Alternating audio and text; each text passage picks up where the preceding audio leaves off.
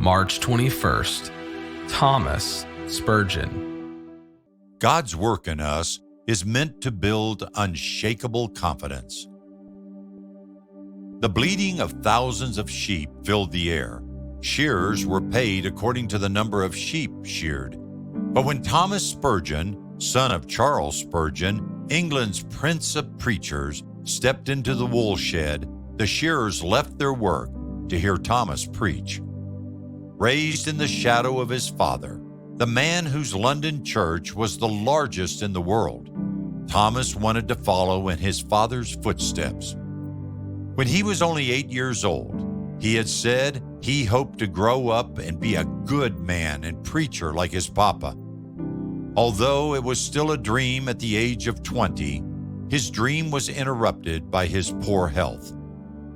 Who would have thought that instead of attending his father's preaching college, he would be leading sheep shearers in Australia? He was leading them out of the wool shed, away from wrestling their sheep, to hear the gospel. When Thomas's family shipped him down under for a better climate, he thought he would support himself as an engraver, but the Aussies wanted him to preach.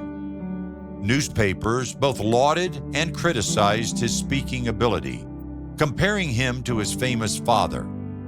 Thomas wrote home, "Confidence in God is a great thing, but I think a certain amount of self-confidence is also necessary." He felt very incompetent, but over time he was convinced that, in his words, the potter will shape the vessel for the particular service in which he chooses to employ it. It's true. When God finishes his good work in us, we gain unshakable confidence. God tells us in Philippians 1:6, "The one who began this glorious work in you will faithfully continue the process of maturing you and will put his finishing touches to it until the unveiling of our Lord Jesus Christ." After preaching to the shearers, Thomas traveled the outback and preached in small churches as well as under gum trees beneath a clear Australian sky. As he prepared to preach in a church in a small town, the farmer pastor opened the back door of the building and called for his horses. Soon, 4 equestrian faces peered through the space. The thirsty horses were looking longingly toward the baptistry. Buckets of water were drawn and offered, and Thomas hoped there would be enough rain to keep the baptistry ready for its intended purpose. The whole episode made him smile. During his adventures, Thomas wrote home, "Who would have thought 12 months ago that 15,000 miles of ocean had to be traversed first? What a grand thing it is to have a God and a guide and a father to direct." As Thomas grew in confidence that God's own hand led him and shaped him, Thomas' self-confidence increased. A local newspaper wrote and summed up Thomas's results. "He has found himself welcomed for his father's sake and liked for his own." Thomas worked as an evangelist throughout Australia and New Zealand, and eventually accepted a pastorate in Auckland, New Zealand, where the church grew to be the largest congregation in the South Pacific. The day did come when he was asked to pastor his father's famous church in England. Having developed a solid understanding of God and himself during his time on foreign soil, he had the confidence to lead at home with wisdom and humility. Have you ever felt like you are living in the shadow of someone else and do not measure up? Are you ready to trust God and ask Him to give you the confidence you need to be the person He created you to be?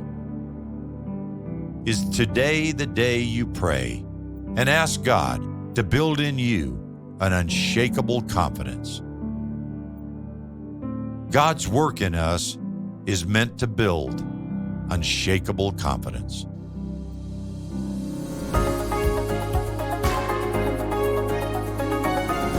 Hello, my name is Jerry Nichols, and I am the CEO of Lighthouse Power Business, and I've been asked to give the challenge today for Thomas Spurgeon. Thomas Spurgeon was the son of the great Charles Spurgeon, and wanted to be like his father and wanted to be a preacher, but circumstances would not allow that. He had over the years many health issues and challenges that just seemed impossible. It also seemed that he was not quite his father, and many circumstances prevented him from really taking what he thought was his calling, and understanding how to persevere through that in a light that was just very confusing for many, many years. But he persevered and put his faith in God. Because of his health situation, he was sent to Australia.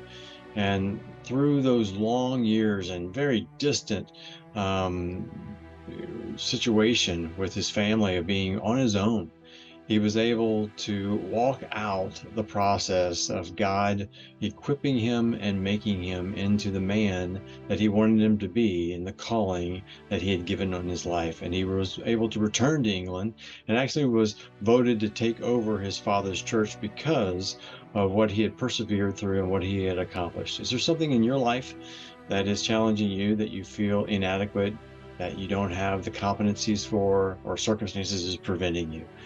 Take time to press in and follow the Father, and He will provide for you.